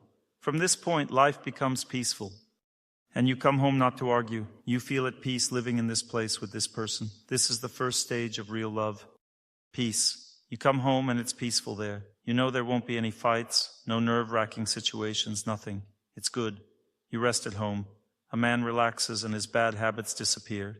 Because when a man relaxes, he stops smoking and drinking. A man smokes and drinks because there's no love. He's always tense. A man can't live without love. Can a woman live without love? She can, because she is love herself. She can talk to her mom, love her kitty, kids, mom, friends. A man can do that too, but he lacks it, because a man can only experience real love for everyone through his wife. She is the key to his life. If she is happy, he is happy too. If she is in a good mood, he feels great too. Through her, he loves his children. If they separate, his love for his children fades. It becomes much weaker. His wife shows him how to love children, and he loves them exactly the way she does. He looks at the world through her eyes. If she likes certain flowers, he'll like them too. If she likes a person, she'll say, oh, what an artist, and he'll like that person too. A man loves the world through his wife's eyes. And if their relationship is good and he is relaxed, life becomes easier for him. Because love relaxes. That's why a man wants to go home. Because at home, feminine energy relaxes him. It makes him calm. Life becomes easier. And when a man relaxes, that's the most important thing he needs in life. The main problem for all men is overstress. Men get very stressed from life. They need this relaxation. That's why they want to get married. When a wife cooks, it relaxes a man. When she takes care of him, it relaxes him. But when a washing machine takes care of things, it doesn't relax a man. Or when a wife only heats up ready-made meals from a supermarket, that doesn't relax a man either. At least cook something with love yourself. Otherwise you will lose the person, because if he doesn't relax with you, what's going to happen next? Whether he wants to or not, he will look for a way to relax, to relieve tension. And unmarried women have a certain indicator in their hearts. They notice such men. How do they spot them? Because such men react to beautiful women. They react. She watches, throws out the bait, smiles. He reacts. She says, "This is our guy. We need to study who he is. What kind of fruit is this?" He's a married fruit already, but he reacts. Why does he react to other women? Because his own woman doesn't take care of him. She's focused on work. She has a business. She's a businesswoman. And she will end up alone with her business, but without the man. Because a man cannot live without love. But a woman can. Because she is made of love herself. It's normal for her. She can survive. She has friends, children. She can manage. But a man in this situation cannot survive. That's why he leaves his wife. He needs love. You need to understand that men and women are different from each other. Since a woman is made of love, she must create the atmosphere in the family. That is her main duty. She creates the atmosphere in which her husband relaxes and feels happy. She must do that. And God has endowed her with these desires. A woman always enjoys cleaning the house, mopping the floors, bringing beauty in. She charges apartment with love this way. She cleans, walks around happily, running around the apartment singing. Birds, dandelions, butterflies. She creates this atmosphere. A husband comes home. He sits down on the couch and turns on the hockey. And you think, God, why did I clean for this hockey? He doesn't even pay attention to me. A woman really craves closeness. She wants him to come over, look at her and ask, "How are you doing? How are things going?" She says, "Not good." She needs to complain to her husband. Women love that. He should comfort her and say, "Everything will be fine, my dear." She replies, "I don't know. It definitely will." That's what a woman expects. He comes, sits down, turns on the hockey. Because he's tired from work, he's really exhausted. If you want him to pay attention to you, there's a certain sequence of steps to take. Step 1, sit next to him. He's still watching hockey. He won't look at you. Step 2, watch hockey with him. Step 3, say, "Fetisov plays better than anyone." He'll join the conversation. He'll say, "He's an excellent player. Awesome. How did you know that?" And when he starts talking to you, you should say, "You'd play better." And when you say that, at that moment, he'll look at you and see you. Because men have a goal-oriented consciousness. Whatever they focus on, that's what they see. If he's watching TV and watching Fetisov play, and you tell him the car crashed, there's a chance he won't hear you. He'll say, yeah, okay. It means he didn't hear. So he paid attention to you, and at this moment you should say, "Come on, let's eat, you're tired," and you lead him to the dining room. Even better, when a man enters the house, immediately throw yourself around his neck. When a woman throws herself around his neck and kisses him, it relaxes him. He's relaxed, he becomes involved. When he's involved, take his hand and lead him straight to where? To the shower, so he can take a shower even though he doesn't want to. You have to make him, because when a man takes a shower, it immediately relieves his tension. Then as soon as he's out of the shower, immediately take his hand and lead him to the kitchen to eat. Separate the TV from food. It's necessary. Otherwise, he won't benefit from either food or the TV.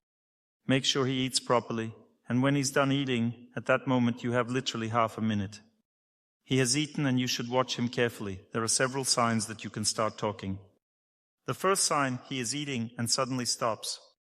He's eating and then suddenly freezes. That means his senses are satisfied. The second sign, he is eating, then leans back. That means everything is fine. The third sign, he is eating, then looks at you and starts talking to you. This is also a sign that he's satisfied. When your husband's senses are satisfied, you must first say something nice to him. Say something nice. Don't immediately jump into your main news. Say something nice first. Not about hockey, or he'll rush there to watch. Better to say something else. For example, about your children. Our child is trying their best, studying. He'll say, "Yes, that's good." Then say what you wanted to say. When you jumped on him by the door. When a woman wants to say something bad to her husband, she can't wait, not even a second. But you have to wait until he's finished eating and calms down. And you should say it very carefully. "You know, I think I may be wrong, but our roof is collapsing." Say it kindly. And he'll say, "Well, I'll take care of it." It's better if he deals with it himself than if you scare him. Because when you scare him, he'll say, "What are you scaring me for?" He won't like it. Don't scare him. Let him get scared on his own. Tell him carefully and let him deal with everything himself. But you must say it after he eats. Because if you say it earlier, when he's tense, when a man is tense, he hears nothing. If you say it when he's in a very bad state, it'll be even worse because he'll start yelling at you. What are you bothering me for? Leave me alone. Life is hard enough already. And then you'll be the one to blame for everything. There are certain consequences. A man's psyche is very one-track. If a man is going from the bathroom to his office, what does he see on the way? He sees nothing. He only sees the office. A woman, on the other hand, goes from the bathroom to her bedroom. What does she see on the way? Everything. Now you might say, if she doesn't look, does she still see? Yes, she does. A woman walks by, and there her husband is doing something. Does she see what he's doing? Yes, although she doesn't look directly. My wife doesn't like it when I watch the news. I consider myself a very sensitive person, and I can feel the thoughts of everyone, all sorts of things. I open the news. Within a second, my wife comes up and says, "Don't watch the news," and turns it off. I can think of something else, set myself for something different, but still, she knows when I'm watching the news, and in that very second she comes and turns it off. She says, "Get to work, there's no need to watch the news." When the doorbell rings in the apartment, a woman knows who is ringing. She knows it's either her husband, the child, or some stranger. She knows all of it. Can you imagine how incredible a woman's ability to recognize is? Her intuition. A man doesn't have this ability. He doesn't notice if the kitchen is dirty. One time my wife opens the door. I say, "What a beautiful new dress you have." She says, "Yes, everything you say in your lectures is true. The dress is actually old. I just haven't worn it for a while." That's how a man doesn't notice anything except what he needs in life. So let's get back to reciprocity in relationships. Sometimes you can't say something kindly to your husband, something important to you, you're afraid to say, and even if you do say it, he'll never respond properly. You say it, and he says, "Yeah, it's all nonsense, stop worrying about it," and walks away. Or he says something to you, and you're like, "Yeah, leave me alone, I'm tired." This means that between you two there has never been a deep relationship. Even if you have a bunch of children and have lived together for your whole life, there has never been deep connection between you. Deep relationships begin with gratitude. If you lived for your loved one in such a way that gratitude arose in their heart, the first thing that happens is that you can start disciplining them from this moment. Because no matter how much you said before, they would never listen to you. Only gratitude for the loved one gives the ability to hear. Secondly, gratitude leads to conscientiousness, meaning the person fears losing you. If they do something wrong, they apologize because they fear losing you, and so on. This is when deep relationships begin. From this moment, people can sit together and talk from the heart. This is impossible if a person hasn't embarked on the path of self-improvement, because you won't have the inner ability to live like this. If you don't find happiness in God, in nature, or in kind people, you won't be able to be a self-sufficient person. If you're not self-sufficient, you won't be able to perform your duties without expecting something in return. This means gratitude will never come. And this means that family will likely break down. So there's only one way out. Study the duties of women, the duties of men, and fulfill your duties without expecting anything in return. If you lack happiness, seek it in God, in good people, and in nature. This is what one must do. Today, to give you this lecture, I did yoga for 2 hours. Very hard yoga, very difficult to do, along with prayer. For example, I stood on my head for 7 minutes. Every exercise I did for a long time, with prayer. During this time, my psyche cleared from the flight. I was relieving the tension. Do I look like a person who just arrived from a long trip? No? And I flew thousands of kilometers in just a week. You need to learn to live this way, to fill yourself with nature, kind people, and God, so that you have enough for your loved ones. This is the main problem. In sacred scriptures, it's predicted that the main problem in our time will be that people are all drained. They don't have the strength to take care of each other. They don't have the strength to smile, to be happy, to be joyful. They don't have the strength to endure humiliation or to process some difficulty in life. People don't even realize that they lack the strength for all of this, and they just think they are unlucky. It's not about bad luck with the person or the job, because everywhere you need to put in effort to succeed. A man says, "Dr. Torsunov, I'm having trouble with work. I don't know where to work." I say, "You need to stay at one job for at least 3 years. He says, "What if I don't like working there?" I say, "You don't like it because you lack patience. Learn to accept this job, be patient, and then you'll be successful."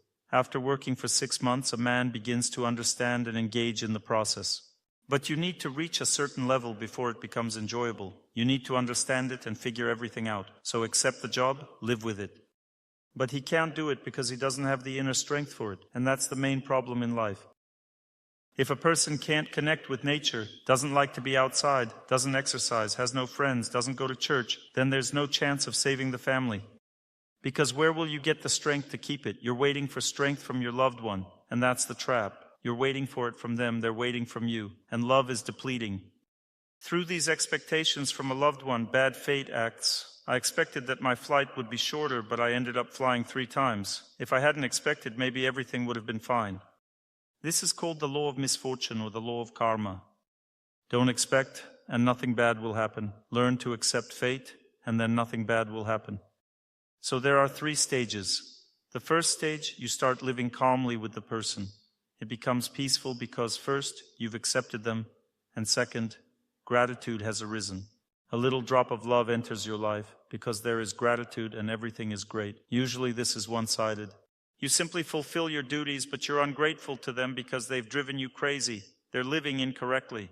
I'm almost holy, and they're living incorrectly. I take care of them selflessly, and this ungrateful person suddenly becomes grateful. They've become grateful, and you accept them thinking, well, never mind, let them live incorrectly. At least they started being grateful. It feels so good that I've finally reached this point where my loved one has appreciated what I do for them. Raise your hand if this has happened to you. Let me tell you about the next stage. Once they appreciate it, it becomes peaceful to live with them. Now you need to reach the point where for you the person is above the truth. When a person works on themselves, they begin to see the truth and falsehood very clearly. They understand what they should eat and what they shouldn't, but they eat incorrectly. They understand how they should live, but they don't follow a daily routine. They eat things they shouldn't. They're all wrong, and I'm living with them.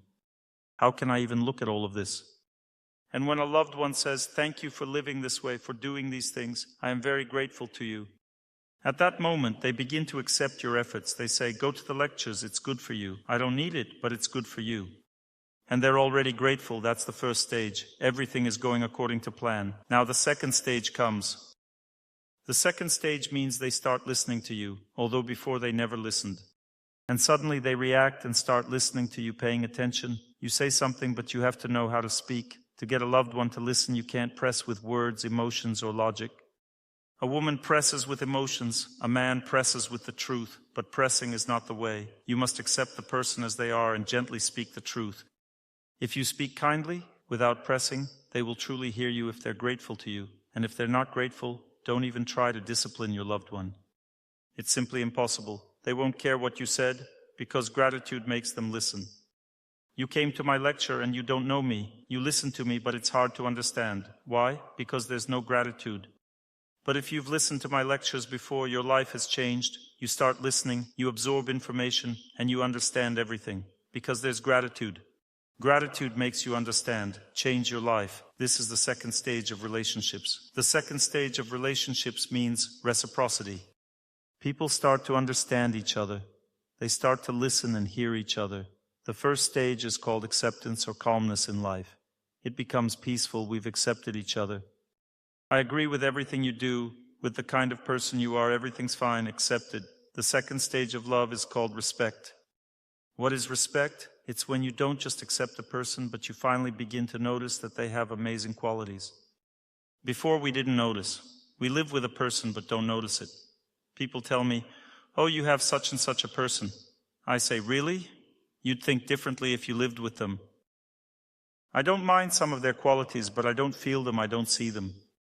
In the second stage of love, a person starts to feel and see. They begin to realize that these qualities are in their loved one. You may ask, what if my person doesn't have this? That's impossible because we are all souls, and the soul is made up of character qualities. What qualities is it made of?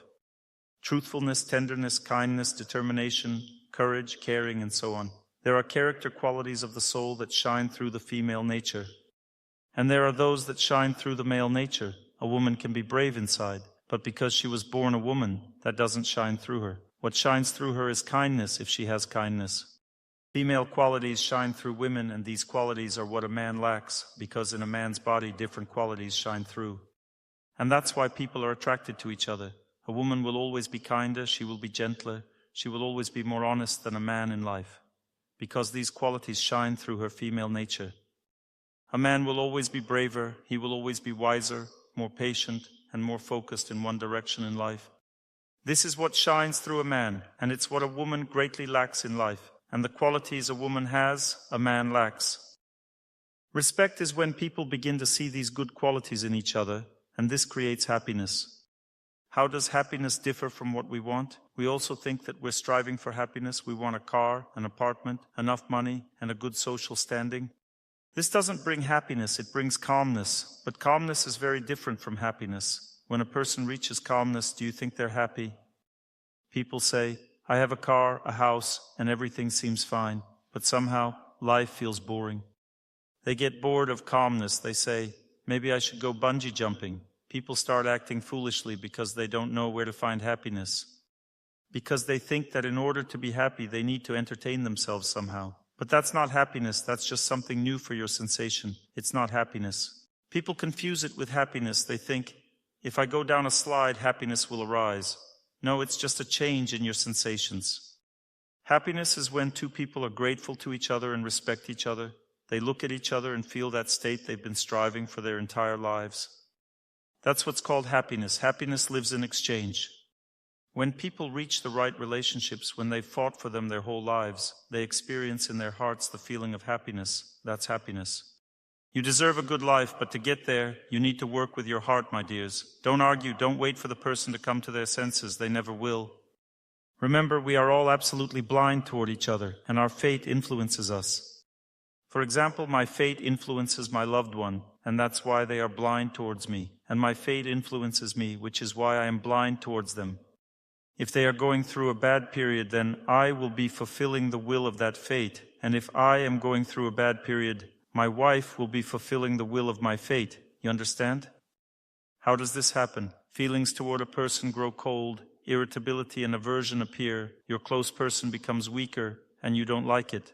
Bad fate makes a person weak and unpleasant. You don't like it, so you start arguing with them, getting angry. That's how fate works. It weakens, destroys relationships. But if there is respect and gratitude, fate stops acting or acts weaker. This state is called victory over fate. If you always have respect and gratitude for a person, fate will never destroy your relationship. And if it's really destroying, you need to strengthen the respect and gratitude, and then fate won't be able to destroy it. Because fate is simply energy, and what does it do? It brings pain, it brings distance, people can't understand each other. That's how fate works. It brings disappointment. But if you see purity in a person, if you respect them, if you are grateful to them, their flaws have less significance. For example, if you see that they've become rude, there are two options. The first option, you say, you're a scoundrel, you don't love me, you're constantly rude to me. The first option is the usual way of thinking. That's how fate makes you think. The second option is unusual thinking. They're rude to you, and you say to them, hey, are you tired? They say, yes, I'm really tired from work. That's it. This is the second option, kindness. It comes from believing in the person. You believe that they won't just yell at you for no reason. There must be some reason inside them, and unfortunately, we don't always know that this is the case. If your loved one is arguing, it means there is simply some reason inside them, whether they're tired, discouraged by something, or something has thrown them off balance. Do you understand? There's a reason, but we don't see that reason. We notice how we feel toward them. When someone respects another person, they don't think about their own feelings. They just believe that all of this didn't happen by accident. You understand? You have to come to this understanding. If you don't have this kind of relationships, then you need to work toward this. You might say, Dr. Torsunov, I feel good with my loved one. That will all change. One disciple came to his teacher and said, when I pray, tears come to my eyes. I get goosebumps. I feel so good during prayer. The teacher said, don't worry, that will end soon. You should serve the prayer, not enjoy it. It's the same with prayer. People pray to feel good, but they should serve God, surrender themselves to Him. Don't think about yourself and your relationship with God. Then God will give you happiness. The same goes for nature. What do we do when we're out in nature? We rush to pick mushrooms, gather firewood, start the fire quickly, watch TV, do barbecue quickly, and then rush back. Did you connect with nature? No. To connect with nature, you have to serve it, love it, take care of it, and then it will give you love in return. Nature will give you love. If you treat it like that, not trying to take something from nature, but giving to it, the same goes for people. It won't work if a person comes and says, come on, hurry up, make me happy faster. No, you need to learn to serve people. Take care for them, and then they become grateful, real people. But you should know that it's not the same as with a husband. You need to seek people who are in the right consciousness, who work on themselves, so they have gratitude in their hearts. Otherwise, you'll just tire yourself out. You need to serve in friendship to receive gratitude. People often don't understand that friendship can also be very superficial. For example, going on vacation together. Is that friendship? It's friendship, but it's very superficial. When misfortune strikes, when happiness no longer comes from you, those people won't stay in touch. They come to you only because happiness radiates from you. When you're celebrating, they come to experience happiness with you, but that's not friendship. It's very superficial. True friendship is woven from gratitude and service.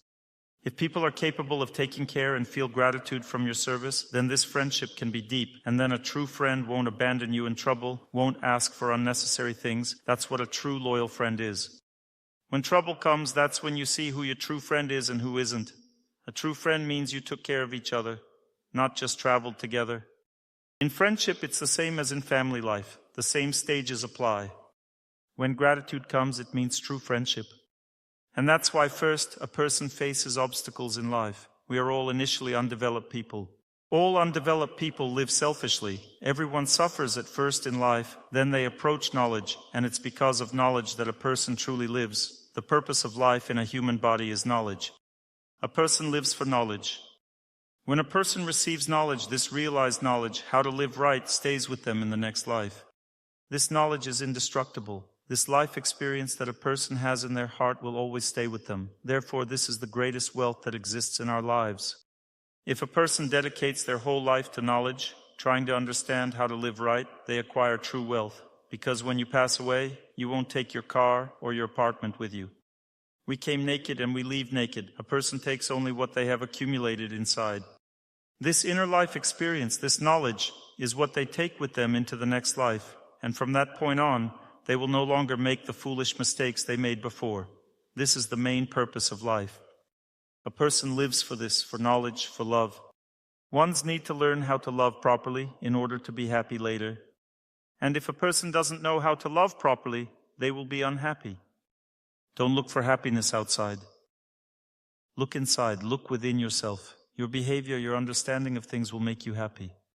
Know that life is much more complicated than we think. I know this for sure because I've been giving lectures for 25 years and I see many, many people and many fates in front of me.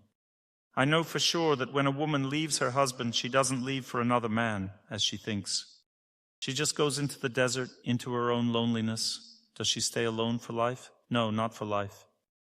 This will end when she makes amends for leaving or tries to return to her husband if he's waiting. But if he's waiting and you're trying to make amends and look for another man, that's also pointless. If your husband is still waiting, go back to him. If you don't want to, it's because you don't know where your happiness is. Go back. If he's not waiting, make amends. If he has someone else, make amends, return to the relationship anyway, purify it, leave a bright memory of that person. Understand that it wasn't in vain. And if you return, whether you achieve the result or not, you will definitely find someone. Either God will return that person to you or give you someone else. But if you just walk away with a flying step, then you are walking into the desert. You'll say, Dr. Torsunov, I'm so beautiful. Why won't I find someone? You will find someone, but not a husband. As the song goes, here's what happens to me. My old friend doesn't come to me, but in idle vanity, the unstable ones, not the right ones, come. If we talk about subtle things, would you like to know how people become lonely? Are you interested? A woman has two types of beauty. One type of beauty is external. This type of beauty is well known to both men and women. The second type is inner beauty. The heart is cleansed through prayer. A person listens to those who pray, begins praying with them, forgets about themselves, their fate, and as a result, the heart gradually becomes purified with holiness, filling with the light of God. Because fate is dirt or darkness. Bad fate is darkness, and purity, holiness, is the light that purifies darkness. That is why holy people are so valued. A person prays and purifies their heart, and what arises in the heart? Calmness. They think that everything will be fine with this person. Calmness arises. This is the first stage of victory over fate. 30% of bad fate has been overcome. Next, the second stage, your relationship. You can't yet communicate with him. You can't even think about him. Let me give you an example. A woman's husband left her, lives with another woman, scoundrel. She says, Dr. Torsunov, we have children, we're starving, and I can't even talk to him. I'm telling you about a particular situation. Because it's even disgusting for me to think about him, let alone talk to him. I told her to pray. She prays. Calmness arises in her heart, and she believes everything will be fine, but she still can't talk to him. The thread is polluted. The next stage is the purification of this invisible thread. A person prays, and half of the thread gets purified. What does that mean? It becomes easier for her to talk to him, but he doesn't want to talk to her yet. Then she prays more, and the thread gets more purified, and he begins to talk to her. They become friends, but he doesn't want to come back. 2 stages of fate have already been passed. Raise your hand if you've already gone through these 2 stages. The heart is calm, you communicate, but he doesn't want to come back. Great. Now I'll tell you about the 3rd stage. The 3rd stage means that you pray, and a revolution happens in his heart. He says, I think I was a fool for leaving you. I have a very good feeling for you. You are a very good person. I am grateful for what we had. And then there will be only 2 options. Once you pass the 3rd circle of fate, there will be 2 options. The first option, he returns. The second option, he says, thank you for everything, but I can't return because I have children here, but I would really want to. What does this mean? It means that another knight in shining armor is on his way already. God will never leave you without a husband, remember this. If you have walked your path, you will receive what is meant for you. If you can't even talk to each other, you're living with disgust. It means you need to purify your heart. Often people think they must always clear things up with words. But perhaps you haven't even reached the point of words yet. For that, you need to at least purify your heart and clear that little thread so that you can communicate. Often when people talk, they make things worse. If the thread is polluted, it stinks, and you stir it up, it only gets more polluted. So learn to overcome fate in your heart. Learn through prayer to reach the point where you can communicate, talk. Your heart will gradually thaw, it will be better, and you can overcome fate in this way. Even at work with your boss, you can go through these 3 stages. You might say, I didn't do anything bad to him, Dr. Torsunov. What do I need to go through? You may not have done anything bad to him now, but in a past life you might have done something bad to someone, and now you're paying for that. You might say, this world is full of injustice. No, it is full of justice that we don't understand because we don't remember our past. You may think this is also injustice. No, this is justice because there are beings in the universe who remember their past lives because they have earned it.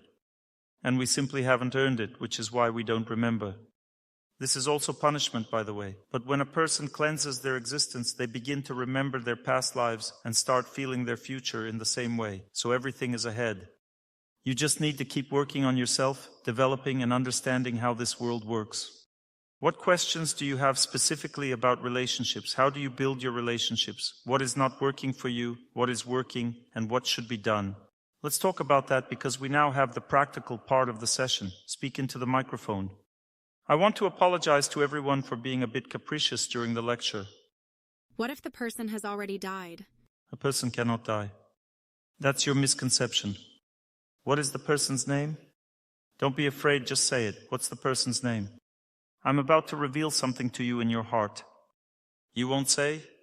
All right, I'll still reveal something to you in your heart. This person was very kind and indulgent toward you, and at the same time they were very serious and developed as a personality. Am I describing this person correctly?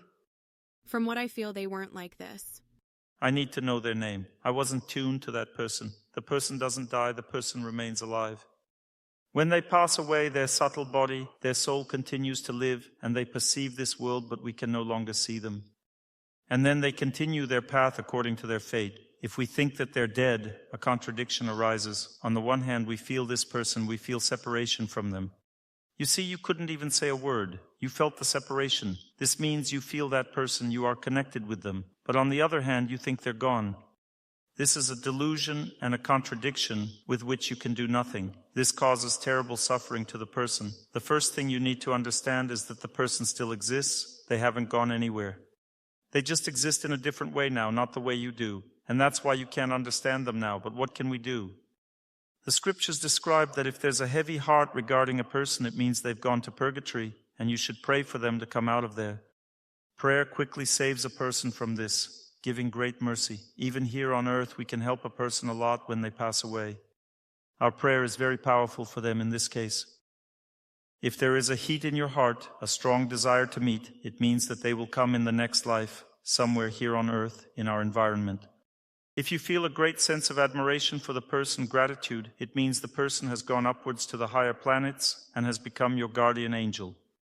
They become the embodiment of purity, holiness, and nobility for you. Therefore, there is no need to pray for those who have gone up. They are already praying for you. You simply feel gratitude and follow their commandments because such people usually go upwards in a very elevated state. The second option is if there is heat in your heart and you want to meet this person. Then pray and you will have a pure and bright memory of them and a feeling that you are not separated. And then you will calm down. And the third option is when there is a heavy heart, you need to pray more. And then the feeling of that heavy heart will pass and ease will appear in your heart towards the person. They will come to you in a dream and thank you before they go on to their next journey. Thank you. I understand that I need to pray and think. If there is a heavy heart or thirst in the heart, it means you need to pray. But if there is a bright memory and purity, then it is not necessary. Not necessary. The feeling of separation itself does not indicate the need for prayer. It means that you do not understand how the person is connected to your heart. You need to learn to connect with the person in your heart while they are still alive. Remember in your heart as if you are not separated. You need to feel the person, understand that they are nearby, they haven't gone anywhere. Live in your heart, in the relationship that you have in your heart. Just like when you fall in love and always think about the person, you need to live like that. Always keep in contact with them in your heart. If you close your eyes and think about your husband and nothing comes to mind, it means the thread between you is filled with dirt and needs to be cleansed. If your memories are unpleasant and you feel you would kill them, it means there is tension in that thread and you need to pray again. And if you remember them with a bright memory, pure memory, it means the thread is clean and you have a good relationship. Through memory, all of this is felt. Your question: do you know what the difference is between Eastern people and Western people? Eastern people are very simple, very grateful, very humble, and kind. You are Eastern people, simple, grateful, humble. You say, "Thank you, Dr. Torsunov, for coming to us." Dr. Torsunov, thank you so much for coming to us. I have a question about forgiveness. You said that a man should be the first to ask for forgiveness. No, you should never think that. I said that to men, and women should have closed their ears at that time. A woman should always ask for forgiveness first. It's for you. And a man immediately forgives. When a woman asks for forgiveness, a man immediately forgives but pretends he doesn't. He starts teaching you. Don't pay attention. Should I not pay attention to him teaching me? Yes, just smile and that's it. Just smile and wait for forgiveness? Remember, ladies, when a man gives you a lecture, always nod along, but think about something else. You can even turn on a player and listen to something. You don't need to listen to everything because you already know what he is going to say from the very beginning. But still, I want to hear the words. Really? That's dangerous. It can throw you off balance, and an argument will start. You'll say, "You're wrong," and again the second round will begin, though it seemed everything was forgiven. Therefore, when a man starts lecturing, don't listen. I understand. Thank you. Wish him happiness in your heart. Don't listen. Don't pay attention. Because a woman usually immediately understands what he wants to say. She gets tired of the process itself. She starts to get irritated. Not because she doesn't understand what he's saying, but she just gets tired. What's there to say? It's all clear anyway, right? She pretends not to understand. She is getting back at you. No, there's no woman who doesn't understand. She knows exactly what her husband is saying from the beginning to the end. She knows him inside and out. As soon as he opens his mouth, she already knows what he's going to say next. Don't believe it? All women around say it's true. Well, that is the truth. Ladies, how many of you don't understand when your husband says something, don't understand his logic? Look around, not a single hand was raised. Now men, raise your hands who understand everything that your wife says to you. Also no hands raised. When a woman says something to a man, she doesn't always understand herself. How is a man supposed to understand? Excuse me, but a man says that asking for forgiveness is humiliation for him. Yes, for everyone, asking for forgiveness is humiliation, always. Even for a loved one? Even for a loved one, a person always feels humiliated.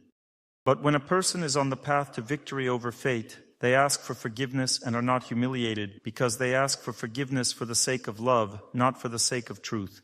When a person asks for forgiveness for truth, that's when they feel humiliated. But if it's for love, they don't feel humiliated at all. I'll say it again. When I ask my wife for forgiveness, I consider myself right. Then after I ask for forgiveness, she forgives me, and then she tells me why she did it, and I start to understand that she is also right. Women's truth also exists. It is fundamentally different from men's, and therefore it is not felt by men. But there is a masculine truth and there is a feminine truth. These truths are different. And only after I ask for her forgiveness, I learn her truth. Otherwise, I would never learn it in life. I ask for forgiveness for the sake of love, not for the sake of truth. If you do the same, everything will be fine. But now you ask me a question not for the sake of love, but for the sake of truth. And that's why the family will keep falling apart. You need to place love above truth. You say, but Dr. Torsunov, my man is wrong. Yes, if you look at other men of all other women, they are also wrong. But there are women who have stepped over this. They said, it doesn't matter if he is right or not. What matters is love. So choose for yourself in your life, truth or love. If you choose love, you will save your family and receive the truth. You will gain true knowledge about how everything is arranged. But if you choose the truth, your family will be destroyed. Right now, you've chosen the truth. That's why you constantly criticize your husband in your mind, and this destroys your life. This means you are being led by fate. It is destroying you, and you are doing what it wants. You can defeat it. Only love defeats fate. Thank you, Dr. Torsunov. Love means yielding. Dr. Torsunov, please, I have a question about the deceased. Not the deceased, but those who have passed away. Those who have passed away. I have a heavy heart, and I heard some information. You see, I have a 19-year-old daughter. Can she also pray for her father? Of course she can. But how can she do it at 19 if she is not familiar with this? She needs to listen to those who pray and repeat after them, with them. The moment she distracts from her father and listens to those who pray, forgets herself in that prayer, at that moment, she overcomes fate. Any person can overcome fate this way. The most important thing is to distract your memory from your troubles and focus on the voice of those who are praying. Try to understand this. This is very important knowledge for you. When you go into the forest, distract from your problem and simply enjoy the forest running through it. At that moment, you are overcoming fate. When you speak with a kind person and are inspired by their kindness, forgetting your suffering in that moment, you are overcoming fate. Because happiness always defeats unhappiness, kindness defeats evil, knowledge defeats ignorance, and light defeats darkness. But for this you need to shift your memory to where the victory is. People often stubbornly walk through the forest thinking about their own problems, and they will never overcome fate. That's why you need to love the forest. When a person loves the forest deeply, they think about the forest. And thus she can overcome fate by switching from darkness to the light. Anyone can. I don't know what she feels. You need to explain to her how to feel. You need to set a goal for her. I set a goal for you, but I don't know how you feel. But you have to learn to feel correctly. Thank you. Just trust me on this, and then you'll see how it works. Dr. Torsunov, thank you for coming to us, for your lectures that change people's lives for the better. I am very grateful for your knowledge and your work. I have a question. I met a young man in 2008. He is 4 years younger than me. Younger? Younger. Oh no, that's bad. 4 years, that's a lot. Just kidding. No, I didn't mean that it's bad. We have different values, different views. Different views, right? Raise your hand if you and your spouse have the same views. Honestly, don't be afraid. Okay, no one else raised their hand. I knew only 2 people would. I know he is going to propose to me soon, but I am very worried. Because I am the type of person who likes business, the field related to it, development. No, you are not worried because of that. You are worried because you are a woman. When a man proposes to a woman, every woman gets nervous. Because a man has a destructive nature while a woman has a very delicate, harmonious, graceful nature. And that's why it's always hard for a woman to live with a man, but she wants to. And that's why she's always worried. She thinks, how can I handle this man? How can I live with him? I'm so delicate, so fragile, and he's so strong. She doesn't know how, and that's why she worries so much. Raise your hand if you got married and didn't worry, honestly. Is there anyone? A couple, 3 people? They've already forgotten. There's a woman raising her hand. When you got married, you didn't worry. But before that, you did, right? Think about it. But I have a different question. I would really like to respect my husband, be faithful, and admire him for the rest of my life, as a soul. It won't work, but you have to try. Fate will start acting and will definitely torment you. Don't expect that fate won't act on you. You will definitely get angry at him. You will argue. If you try, you'll admire him, but you will definitely be discouraged by him at some point. That's how fate works. I understand. It's just that once, when we were apart for a year, we broke up completely, and we didn't communicate at all. And I fell in love with someone else. I admired him like never before. Now it's hard for me to forget. Now he has a family, a daughter, a wife. I think they're happy. I've renewed the relationship with my first boyfriend. Now I'm worried that I won't feel deep respect and admiration for my husband. Yes, you won't, for sure. I told you about the dream, how it always stays a dream, and life is life, and the dream is a dream. And now you're saying, Dr. Torsunov, I want my life to be a dream. Fine. If you want first place in the competition, work for it, and you'll get it. The time will come, and life will become a dream, if you really want it so much. But if you just want it to happen without any effort, it won't work. If you dream about a certain person, most likely you won't marry him. And if you marry someone, most likely you didn't dream about him. Because dreams and life are usually very different from each other. And if a woman only wants a dream, she will simply end up alone. This is a very dangerous misconception. Give me the dream, God. Then you will end up alone. Or you will need to perform harsh austerities to develop as a woman, and then you will get your dream. But the main thing is not to get it in old age. The man didn't plan to have his own business. He always planned to work for someone else. And here I am setting goals. I have plans, ambitions. So you are more advanced in business. I feel like I understand it a little better. And I want to fulfill myself not only in personal life, but also in business. Well, go ahead and fulfill yourself, of course. That's good. He worries that we'll break up because of this. This is a workload. Work on it to overcome this karma. People meet and fate starts to act between them.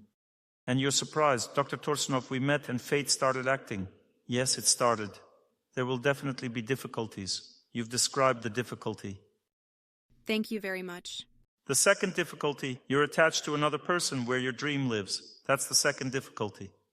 I let go of him. It's been many years. You let go of him, but you didn't let go of the dream. The dream stayed in your heart. That's what I'm talking about. It's not that you're attached to him. When you go to bed, you remember the dream. That's what I'm talking about. I'm not exactly thinking about him, but I believe that a woman realizes herself next to a successful man, and I would like to have someone like him next to me. Someone like him. It's a dream. You will get your dream when you are worthy of it, when you work on yourself well. Then you will see the person who will be just like that next to you. Right now, you are seeing your fate through him. And even though this person is actually better than the one you are imagining as your dream, I know for sure that he is better because he has these qualities. Thank you. He is a faithful person, unlike the one you are thinking about. He is faithful to you. He is a kind person. Yes, that's true. He is decent, and you don't appreciate that. Just understand that you are not worthy right now to live with your dream. You need to work on yourself. That's why you don't see the person as your dream right now. But when you work a little, you will see him as your dream and be happy. Right now, you just want to catch a fish from the pond without effort, but that's impossible. Thank you. Well done, you got it. Good. Last question. The young lady with light hair.